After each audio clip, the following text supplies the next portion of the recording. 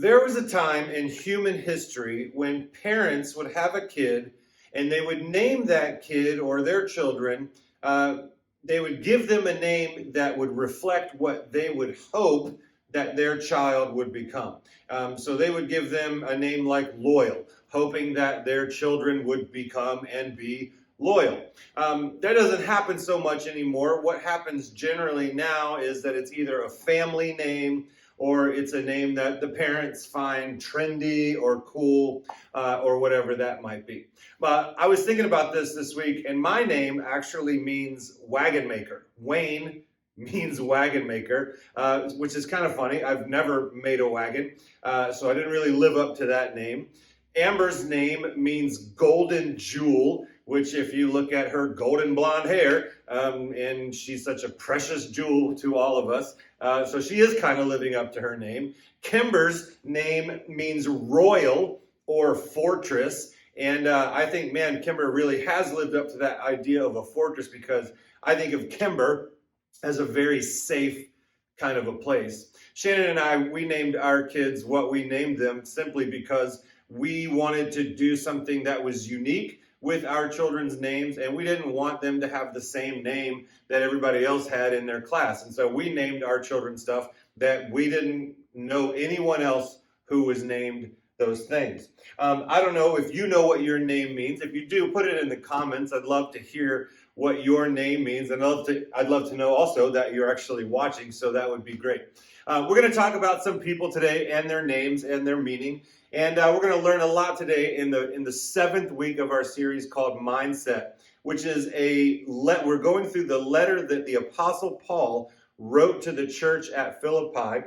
And so today we're in Philippians chapter 4. We're going to be in verses 2 through 8. And so you can use your YouVersion Bible app, or if you have one of the row Bibles from church, it's page 593. Now, as Paul is writing this letter, he's starting to wind down the things that he has to say, and he wants to give some specific thoughts to a few different people, namely these two people, Euodia and Syntyche. I hope that you can pronounce those with me, Euodia and Syntyche. Now, Euodia's name means prosperous journey, all right? So she went on a trip, she made some money, whatever that thing might be, and Syntyche means fortunate. So these two women at some point were probably best friends in the church at Philippi, in the town of Philippi.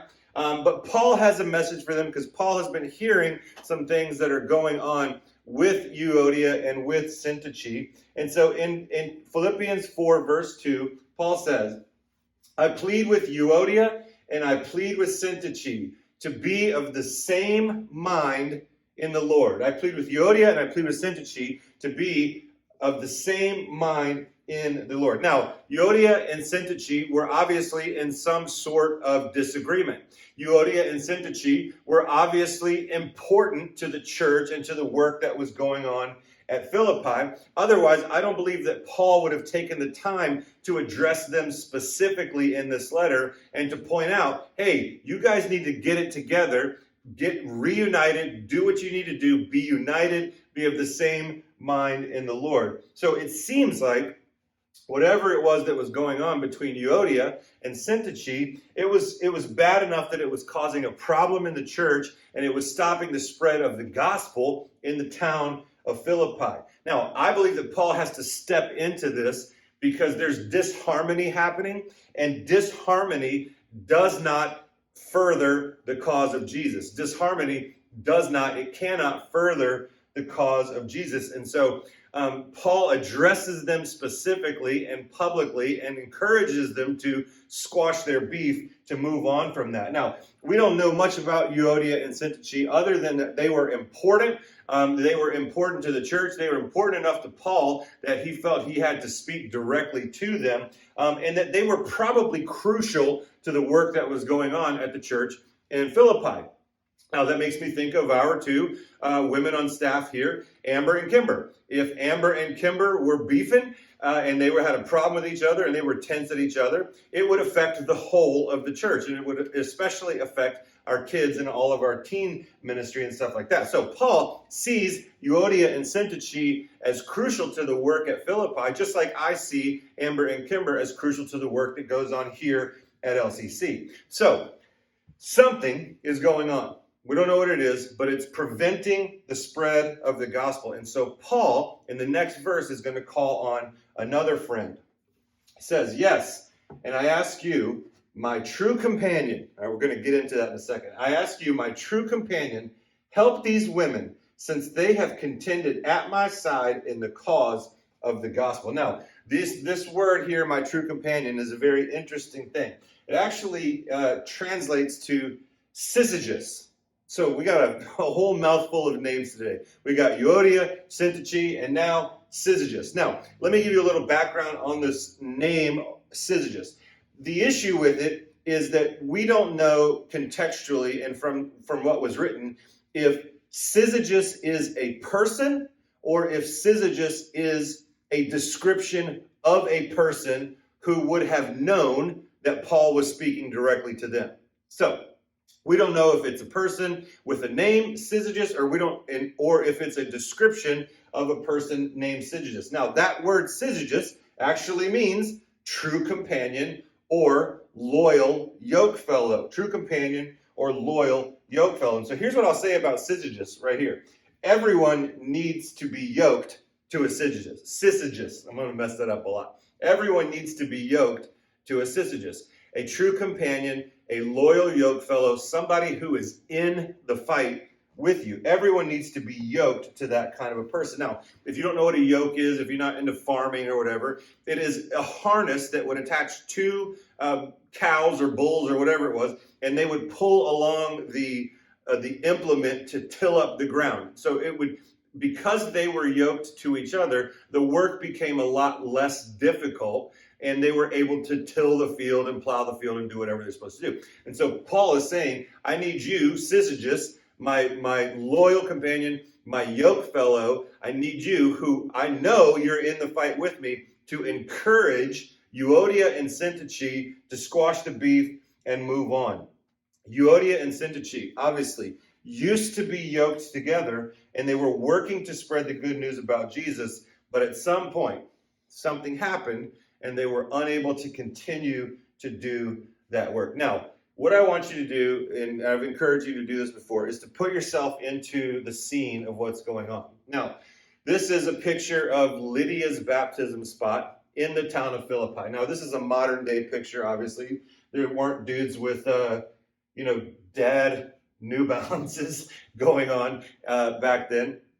But I want you to put yourself into the scene. So imagine you're sitting next to this riverbank. Because what would happen is these letters would arrive to the church, they would be sealed, and somebody would go around and say, hey, I got a letter from Paul. Let's meet down here and let's read this letter from Paul. And so then they would all come to one place. The church would all come to one place. They would gather. The letter would be open, and then it would be read out loud to the entire church body that was, maybe sitting around an area like this, and they would hear the letter. So put yourself into the scene. You're sitting in a group of people. Perhaps you're down by Lydia's baptism spot, and they start reading Paul's letter. And as you're sitting there listening to Paul's letter, all of a sudden you hear your name read in the letter. And then you hear the name of the person that you were beefing with, and you realize that you've just been called out publicly in front of your entire church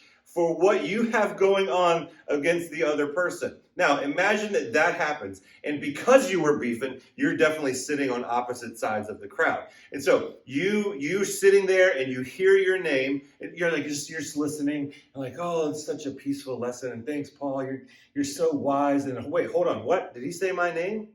And then all of a sudden you hear your name and you hear the name of the person that you're beefing with. And because you're not sitting with each other, you kind of look across the crowd and you catch eyes with that person over there and you go, he just called us out. But the person reading the letter continues. And immediately after you get called out in front of your whole church, Paul says the next words: rejoice in the Lord always. I will say it again, rejoice. Let your gentleness be evident to all. The Lord is near. Do not be anxious about anything, but but in every situation, by prayer and petition, with thanksgiving, present your request to God. And the peace of God, which transcends all understanding, will guard your hearts and your minds in Christ Jesus. So in the context of what we are reading, you could certainly pluck out those little nuggets of wisdom and use them and apply them to your life. You can certainly do that. You could take lessons from each one of them. But in the context of what we are reading, Paul is talking to two people who are at odds with each other, and they are preventing the work of the church. They are preventing the spread of the gospel because they have a problem with each other. Obviously, these women were important, because if they weren't important, they would have been just on the fringe, and their little beef wouldn't have mattered so much to the whole thing. But because they were important, Paul calls them out, and he tells them, rejoice in the Lord always. Be gentle with each other. Pray, do all of these things. And so in the context, you've caught eyes with that person from across the crowd, and Paul tells you these things to rejoice. And I'll say it again, rejoice and be gentle. The Lord is near. Don't be anxious, but in every situation, pray and be thankful. So I believe Paul is saying, guys, put aside your differences, put aside your beef, put aside your offenses. The spread of the gospel of Jesus is of greater importance because eternity matters so much more than the things that we have going on here in this earth. So really quickly, I want to give you some thoughts about what Paul's advice was to Euodia and Syntyche. And remember, that's the context of what we're talking about. So rather than being at odds with someone else, or yourself. Now, this is very important and crucial to me because a lot of times we are at odds with other people, but more often than not, we are at odds with ourselves. We're upset with ourselves, we're angry at ourselves, we're insecure with ourselves, whatever the thing might be. Rather than being at odds with someone else or yourself, here's some wisdom from Paul. He says, rather than doing that, rejoice in the Lord always. Rather than doing that, rejoice in the Lord always. Now, I will say, it is not easy to rejoice in the Lord always, but it is better to rejoice in the Lord than to complain in your misery. I'll say that again. It is better to rejoice in the Lord than to complain in your misery. Now, it's not to say that you're not going to have misery, but in every situation that you find yourself, there is something to rejoice about. There is something to be thankful for. There is something to say thank you to God for in every single situation. Second, be gentle with each other, or be gentle with yourself. Listen, you are going to have problems with other people. Be gentle with them. You're going to have problems with yourself. Be gentle with yourself. See, I think maybe Euodia and Syntyche could probably have used this advice very well, to be gentle with each other and to be gentle with the other person. Next, Paul says, rather than anxiety, be thankful in prayer. Rather than anxiety, be thankful in prayer. Now, I will tell you this. In my office this week, I was feeling particularly anxious about several things going on in my life. And so as I was reading this passage to study it, to talk to you guys about it, I read it and I stood up and I put my face down on the ground. I laid completely flat on the carpet and I put the carpet into my forehead and I prayed. Now, I had to do that. I'm not bragging about my prayer time. I was in such a state that I had to lay on the floor, put my forehead in the carpet, and pray to Jesus. Now, I'm not going to stand here and tell you that when I did that everything magically went away and Jesus came in and he just swept up all of the stuff and all of a sudden my anxiety and pain and all of that was gone. That did not happen. But what did happen is this. When I was feeling that anxiety and I fell to the ground to pray, what I was doing, I was inviting Jesus in to fight with me. I was inviting Jesus into my anxiety and my struggle. And I know that he is with me. It didn't take it away, but when I invited him in, I knew that he was with me. And the desired result of all of that is, as Paul has said, that the peace of God would guard our hearts and our minds. Now, it would be extremely easy for me to just stand here and say, don't be anxious, trust Jesus. And I can make a slide and it would be beautiful and all that. Don't be anxious, trust Jesus. Don't be anxious, trust Jesus. And that is a true statement. But rather than anxiety, we should trust Jesus. That is totally a true statement. And even though it is true, it is an incomplete statement. To say, don't be anxious, just trust Jesus, it feels like an incomplete sentence because there's no resolution there. There's no action for me to take. There's nothing for me to do in that situation. And so I don't know, maybe that's just me. I feel like I got to do something in order for something to happen. But if I say, don't be anxious, trust Jesus, there's no path forward. There's nothing that you can actually do. There's nothing tangible. But Paul is going to give us the wisdom that we need. He's going to give us the hammer and nails part of that advice. So don't be anxious, trust Jesus. Yes, sure, that is absolutely true, but it is ultimately incomplete. But Paul's going to complete that in Philippians 4, verse 8, when he says, finally, brothers and sisters. And it's almost like Paul has stopped speaking directly to Euodia and Syntyche, and he's addressing everybody in the crowd now. Finally, brothers and sisters, whatever is true, whatever is noble, whatever is right, whatever is pure, whatever is lovely, whatever is admirable, if anything is excellent or praiseworthy, think about such things. If anything is excellent or praiseworthy, think about such things.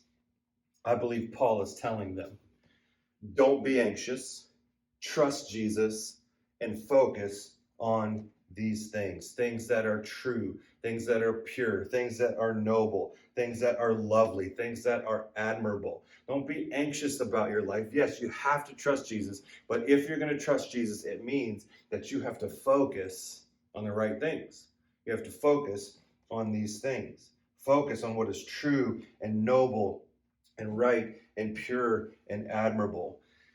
Now, if you're anything like me, in order for me, if I say, yeah, I'm going to sit down and focus on these things, I sit down and I can focus for about 2.7 seconds, and then my mind is off in 38 different directions. I mean, that's just how I'm made. That's how I'm wired. That's how my ADD is. That's why I'm so much fun to be around, to be quite honest with you. My ADD, and so I'll sit down to try and focus on something like that, and my brain goes off in 38 different directions. So in order for me to be able to focus on stuff like that, what I have to do is write stuff down. Now, church, please listen to me. I am not telling you some untested theory or some untested advice. I literally had to do this week. When I was struggling with my anxiety and the things that I was going through this week, I literally had to sit down and write out all of these things and then fill them in on a list. And if you don't believe it, here it is. Here's the paper that I used this week. I'm telling you what I literally had to do this week in order to focus on these things. Now, the vast majority of this I filled out in one day, but I have been adding to this thing all week long because nothing about our faith is a one and done thing. And so I've been carrying this around with me like a loser, just writing out stuff everywhere that I need to write out stuff. I wrote out all the words, true, noble, right, pure, lovely, admirable, excellent, praiseworthy. And I started filling it in with things that were true, things that were noble, things that were right and pure and all that. I wrote them out because I needed to do that to focus. Those things that I wrote were true, pure, and excellent. I had to do this. I had to pray. I had to talk to my syzygus. I had to talk to my true companion. I had to write these things down so that the peace of God would stand in front of me as a defense against my anxiety and potential problems that were coming against me. I literally and physically did these things. I fell to the ground. I made a physical list. I literally called my syzygus, to talk to him. The Bible and Paul's advice, none of it is theoretical. It's all literal. It's all tested. It's all proven. Now, really quickly, to recap the story, Euodia and Syntyche are beefing. Paul calls on Syzygus, the true companion, to come and help them figure it out. Paul's wisdom is to rejoice, to be gentle, to kill anxiety, to pray, to be thankful, to focus on whatever is true, noble, right, pure, lovely, admirable, excellent, and praiseworthy. And then he finishes this section of his letter by saying, whatever you have learned from me, put it into practice. Put it into practice, and the God of peace will be with you. Now, in my opinion, there's a very important qualifier here, to put these things into practice, because if we don't put these things into practice, we miss an opportunity for peace.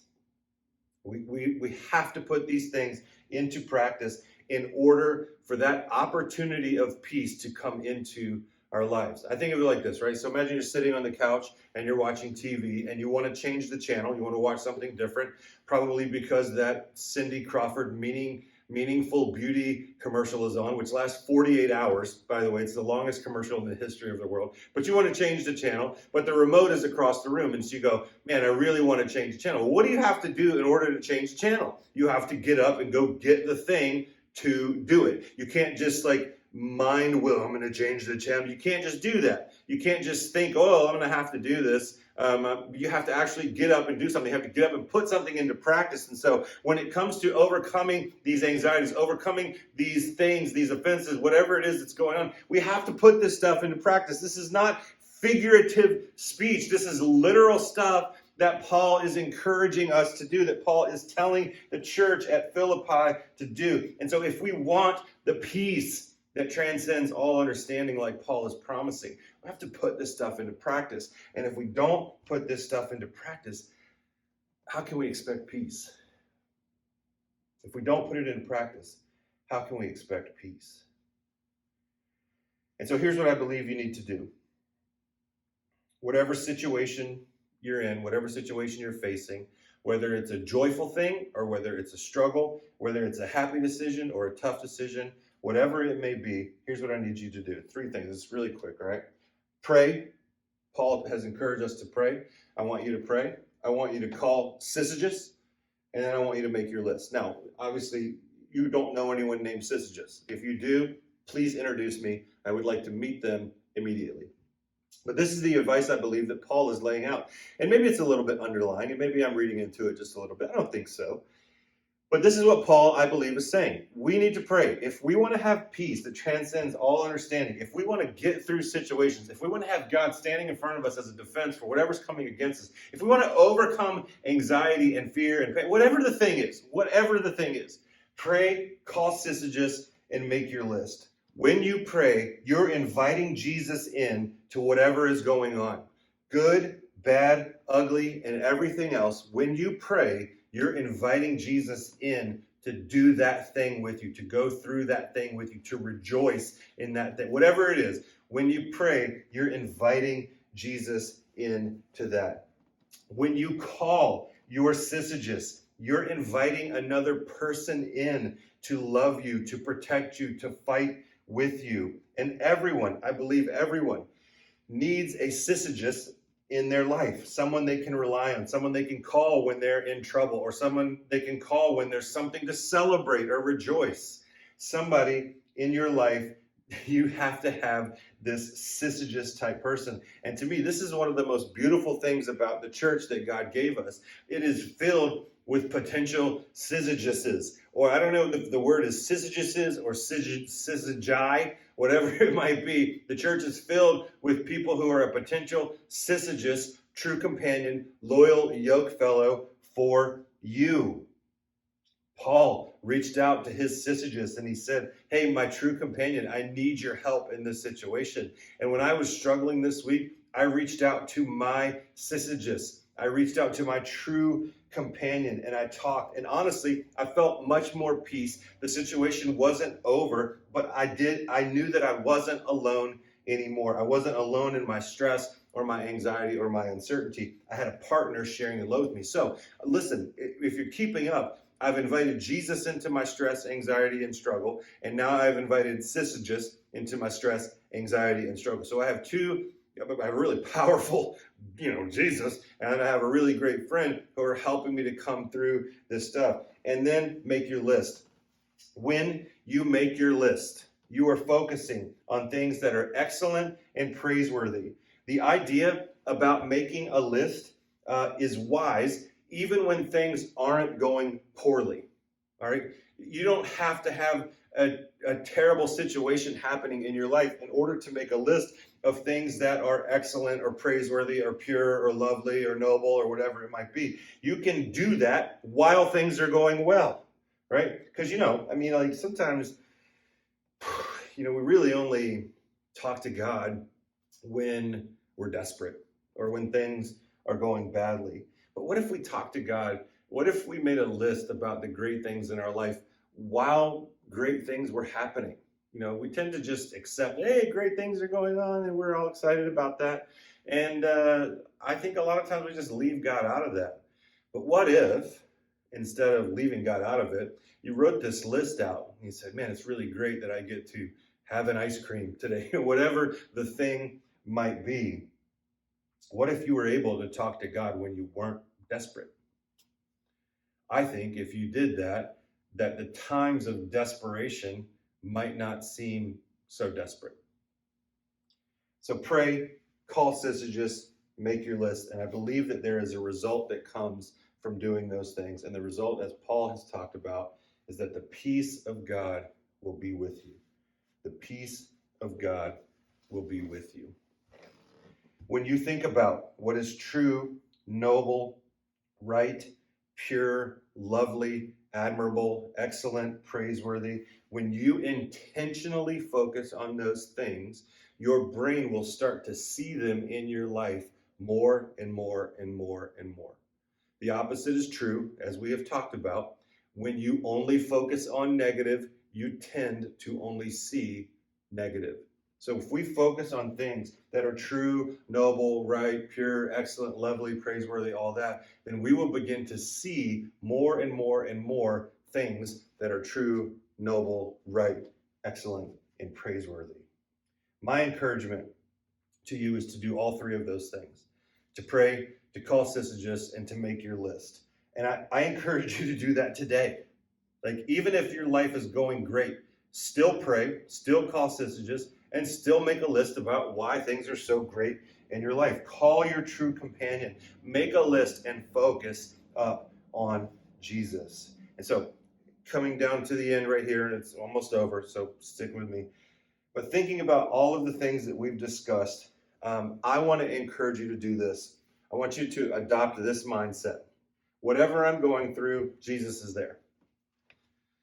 Whether you've won the lottery, I don't know if you got a brand new car and you won it because you got a hole-in-one at some golf tournament or whatever it might be. Whatever you're going through, happy, sad, indifferent, whatever it might be, Jesus is there. And I want to encourage you to make this be a foundational truth in your mind. I want this to be adopted as your mindset so that whatever happens in your life, whatever you see, whatever you do, whatever you go through, you can have a foundation of this mindset that whatever's going on, whatever I'm going through, Jesus is there. No matter what happens, no matter where I am, Jesus is there. And I think if we know that and if we build that up as a foundational truth inside of us, the bad times might not seem so bad, and the good times would maybe even be elevated because we know that Jesus is there with us. Knowing this and focusing on this will bring about the peace that is promised as we put all of these things into practice. I love the practicality of this message. I love the practicality of what Paul is telling us. And I want to encourage you now, right now, today, wherever you're at, pray, call your Syzygus, and start making your list. Thank you so much for joining us today. I hope you have a blessed week. And if you need anything, please reach out to us, info@liverpoolfamily.com. Thank you.